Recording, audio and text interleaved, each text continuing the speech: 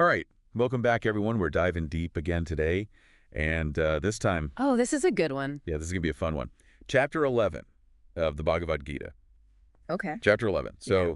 So last time we were looking at chapter 10, and Right, setting the stage. yeah, setting the stage. And I mean, if you thought chapter 10 was uh, Wow. intense, right? Yeah. Chapter 11 goes even further. Buckle up. Yeah. So this is all about, uh, well, how would you describe it? Kind of like, Well, imagine you're standing at the bottom oh, I like of this. a mountain, Okay. right?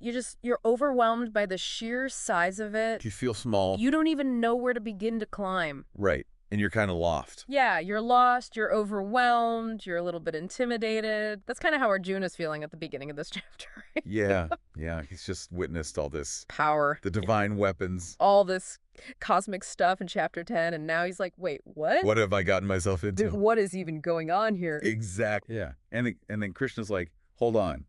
I'm going to show you something even crazier. That's right. He reveals his Vishwaroopa, his universal form. Okay, so I got to ask, because I know a lot of our listeners are probably like, okay, Vishwaroopa, what is that?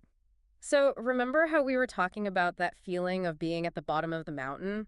It's like suddenly you're transported to the top. You're Yeah. not just seeing the mountain anymore. You're seeing everything, like the whole landscape spread out before you. Oh, that's, The Vishwaroopa is kind of like that. It's a vision of the entire universe, all of time, all of existence, all wrapped up in this one, well, form. it's like a cosmic panorama. Yeah, exactly. And it's not just a pretty picture, it's a profound shift in perspective. I could bet.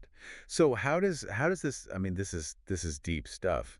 How does this connect to, our everyday lives? Like, what can we take away from this whole idea of the Vishwarupa and this sudden shift in perspective? Well, think about it this way. Have you ever felt totally overwhelmed by a situation, like you're stuck in the middle of it and you can't see a way out? Yeah, all the time. I mean, life. Right. Exactly.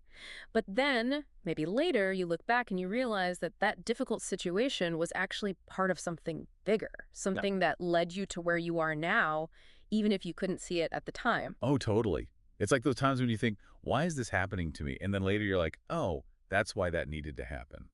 Exactly. And the Vishwarupa is kind of like that aha moment, but on a cosmic scale.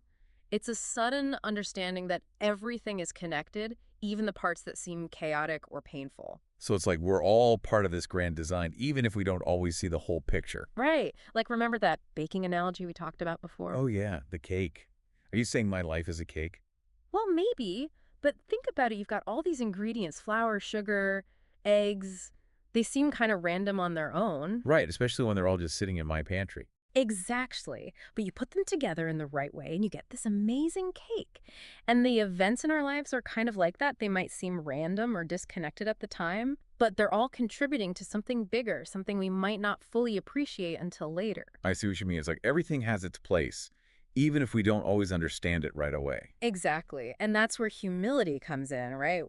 One of the key takeaways from chapter 11 is this idea that even though we're all part of this grand cosmic dance, we're not the center of it. Right. So no need for that big ego trip, huh? Exactly. It's about recognizing that we're all interconnected, that we all have a role to play, but none of us is more important than the whole. So back to the forest analogy. Right. Perfect example. You've got all these different trees, all different shapes and sizes, but they all contribute to the ecosystem. Yeah, they're all part of the same forest, even though each one is unique. Right. And just like that smallest sapling in the forest plays a role, each of us has a unique contribution to make to the world. I love that. So it's about seeing the big picture, understanding how everything is connected, Yeah. but also honoring our individual journeys and choices. Exactly. It's a delicate balance, isn't it? It is. And I think it's something we can all probably benefit from thinking about a little more, just taking a step back and trying to see the bigger picture. Absolutely. And on that note, here's something for everyone to ponder as we get ready for chapter 12. Think about a time when you felt really overwhelmed, maybe even lost. Oh, yeah.